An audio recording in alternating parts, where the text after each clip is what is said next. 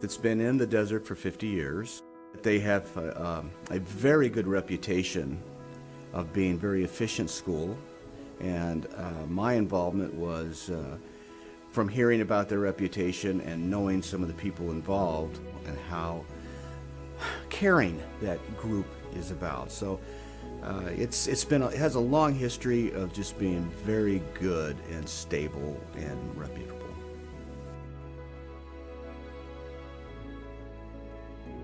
We breed the dogs. We breed them there because it's best it's under our controlled environment. Train the dogs from birth to puppies. And then once we find those dogs that can move on to the next step, they're trained. And then we find the humans that are eligible and we train them with their partners, the dogs. Puppy raisers are very key. Once the puppies are eligible to go to a home, that's where they get their socialization. So the puppy raising process, we use volunteers from the community that they take our puppies when they are about 8 weeks old, and then they raise them for about 1.5 years. When the puppies are born, they are too young to learn how to be guide dogs, and they need some basic training. And that's just basic obedience, your sits, your downs, your stays, that kind of stuff. And then basic house manners, how to behave in a house, how to not jump up for food, how to, go to the bathroom appropriately and all that kind of stuff. And then once the dog gets to about 1.5 years, that's when they can actually come in for the formal training.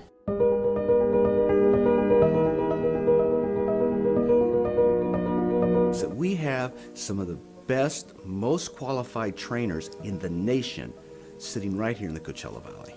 So formal training, we call it In for Training, and basically it's guide dog college. So they learn how to wear a harness, they learn how to pull into that harness, they learn all the basics of being a guide dog. So that's stopping for elevation changes, so stopping at curbs, stopping at stairs. They learn how to navigate their person around an obstacle. They learn how to move their person in a straight line down the sidewalk. So it's this combination of a bunch of different tasks. Once our dog has passed that position, then they go ahead and they move on to our advanced training. And so that's everything from learning about traffic and learning how to be respectful of cars and where cars are when they're crossing streets or if there's a car cutting into a driveway. They're learning how to navigate indoor areas. So finding indoor stores, moving around to different aisles. So that's kind of our advanced training.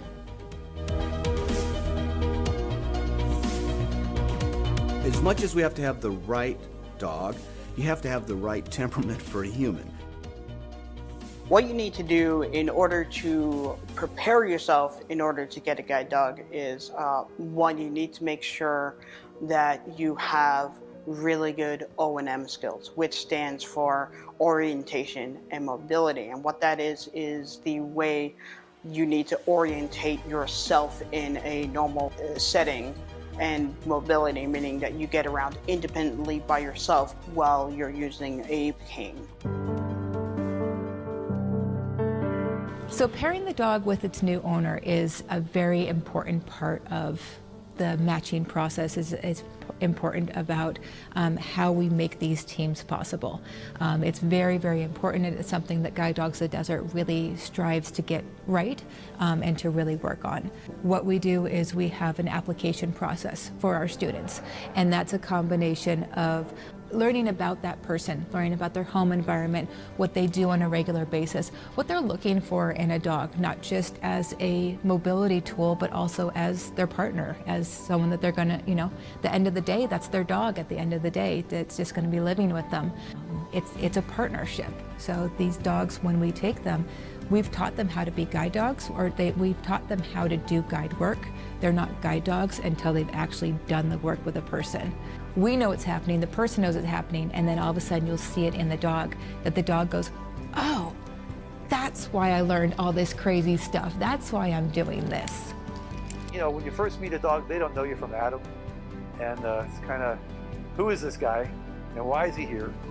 And then you just kind of spend time together and play a little bit, and walk a little bit, work together a little bit, and just become, just get that relationship going where the dog gets to trust you and you get to trust the dog. and they just give you a sense of independence and accomplishment that you just can't get from a cane. The guide dog in general keeps you safe, but Augie will be my best buddy from now on.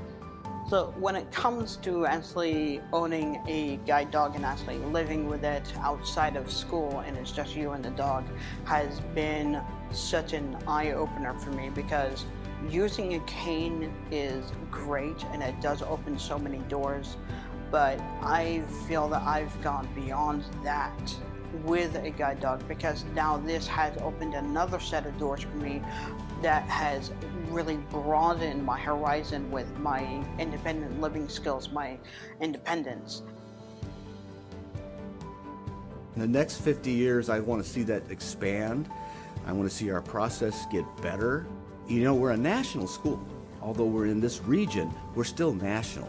And we get people from across the country coming in there. So yeah, I like to see us expand, and I like to be able to see us be more efficient and delivering the dogs. And it's hard to put a price tag on somebody getting their independence and freedom from blindness. So the cost is, to me, is nothing when you see somebody be able to walk off their campus and be able to navigate this world independently.